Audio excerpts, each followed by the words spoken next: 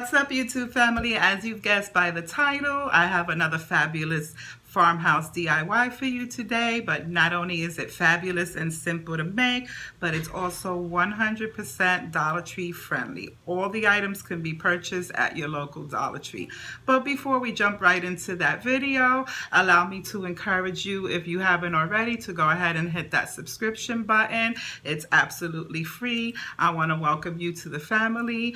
Be a part of the Diva crew over here. And if you like these kind of videos and you like what you're about to see, I also want to encourage you to please go on ahead and give this video a thumbs up. It'll allow my video to continue generating so that other viewers are allowed to see it as well. And if you want to see me continue to put these kind of videos up on my channel, leave me a comment down below and let me know. I'm not a part of any Facebook groups or anything like that, so I feel like it's kind of hindering me as far as growing my channel. And so I'm just trying to put myself out there so you guys could show you girls some love. So without further ado, let's go on ahead and jump right into this video. So from Dollar Tree, you're going to want to get yourself 3 of these stretch canvases, and these are 4x6 stretch canvas, and these are just 100% natural cotton canvases, and it says it's excellent for acrylics and oils and what have you, and they just have the stretch canvas on top of the little wood frame. Then all you're going to need is a sheet of regular 8x11 printer paper, a pair of scissors, a pencil, a Sharpie marker, and that's it. So you're going to want to go ahead and Google whatever font you want. And so I just Googled Farmhouse fonts. And honestly, I tried to trace the letters on, the tablet as such, and it was giving me a hard time. Honestly, I just ended up freehanding it, just, using the fonts as a guide. And so what I did here was why can't I talk? I just spelled out the word eat, and so I have the letters E, A, and T here. And so all I'm going to do now is I'm going to shade in the back of the letter so that when I flip it over and trace it onto the canvas, I will have the stenciled letter that I want. So we'll see how this goes. I never tried this on a canvas before, so I'm eager to see if this method works on the canvas. So as you see, what I did here was I centered the placement in the middle of the canvas, and then I just taped the paper down with some of this painter's tape. And now I'm just going to try to trace the letter out, and I'm going to try to do it as gently as possible without piercing a hole through the canvas, because I don't know the durability of this canvas. Like I said, this is the first time I'm ever doing this on a canvas frame like this, so I'm not trying to break the canvas, so I don't want to go too hard. So I'm using the same pencil that I trace with. Normally I'll use a pen or something else with a finer tip, but because it's a canvas, I'm just going to go around with the same pencil, and hopefully that'll do the trick. So now that I traced it all out, this is the true moment here. Let's see what happens when I take this off and see if it transferred. And yes, you can barely see it on the camera, but I can see that the traces of the letter is there. So next, I'm just going to go over it with my Sharpie marker, and I'm going to try to pronounce it a little better so that then I can start filling and shading it in. So as you can see, my transfer is complete.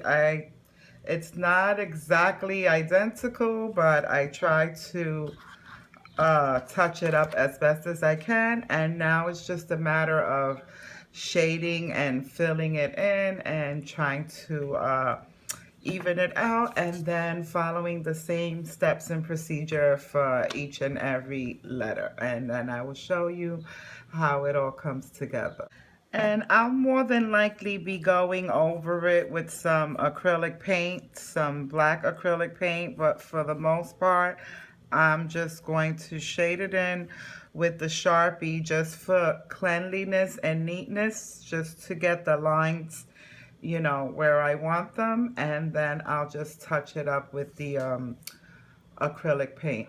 So basically, we're going to repeat steps 1 on the second half, and steps 1, 2, 3 are basically the same. So I tape down the stencil onto the canvas, and so now I'm going to trace it with my pencil and then shade it in with my marker as such. And this is the end result of just shading it in with the marker. Now I am going to go over it with some acrylic afterwards, and just to define it and give it a more polished look. But honestly, it doesn't look bad with just the Sharpie. If I wanted to leave it like that, I could leave it like that as well. But like I said, I want to give it a more polished look, and so I'm probably going to be filling it in with some acrylic paint. So now I'm just going to shade in the letter A. I'm going to trace it out just as I did with the E, and then I'm going to see how it came out and then do the same thing that I did with the E with the Sharpie. And okay, so I'm not sure if it's coming up on camera. It's very light. It's not that pronounced, so I'm going to go over it now with the Sharpie and do the same thing.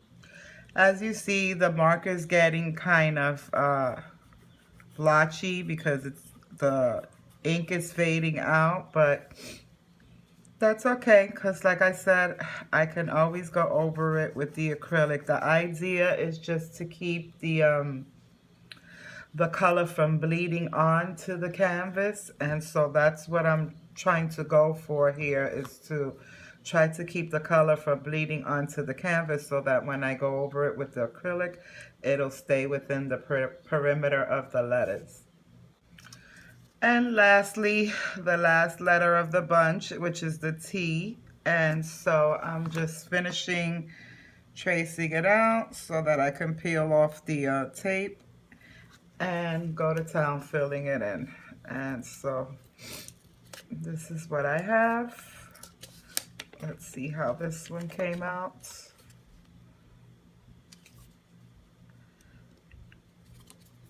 And then we're going to fill it in with some black acrylic, and I will be back here to show you the finished product. This is the letter T. And once again, I'm sorry, I do apologize, but it's not showing up on camera, but it is there. Take my word for it. The tracing is there. It's shaded in. And so I'm going to fill it in with the marker now. So after finalizing the finishing touches and letting the paint dry, I decided that it was a little too plain for my taste and it needed a little extra something to take it up a notch and make it look a little more rustic for my taste. So I decided to add a trim of this nautical rope. I added this little border just to make it look a little more farmhouse and to tie it in with the rest of my decor. So I can't wait to show you the review. You guys, this is the final review, and I just think it came out so stinking adorable. This is how I have it displayed on my little gallery wall that I have here using Dollar Tree decor frames and DIYs that I've created myself. And I just think it integrated so well, and I found a home for it, which makes me even that more excited. I just love when I find homes for my DIY projects because otherwise, it was all in vain if I can't find a home for it. And so I just think it exceeded my expectations. If I saw this at Hobby Lobby or Michael's, I probably would have paid a lot more than what I paid to make it. And I am just so happy to be able to come on here and share it with you guys today.